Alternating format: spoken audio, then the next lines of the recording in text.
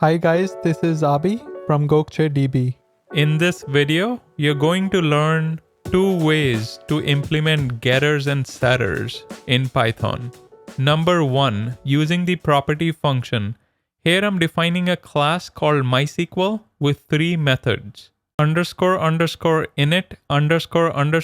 is a special method used to initialize instance variables. Get_number of tables method is acting as a getter here because it's returning the value of number of tables variable. Whereas set_number of tables method is acting as a setter because it's setting a new value for number of tables variable. I'm also raising a value error exception in case the number provided is negative. On line 19, I'm using the property function to create number of tables as a property of the MySQL class. The first argument to the property function is a getter and the second argument is a setter.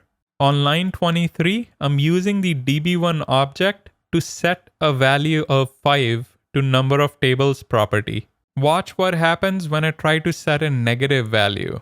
I get a value error exception as expected. Number two, another way to implement getters and setters is by using the @property decorator.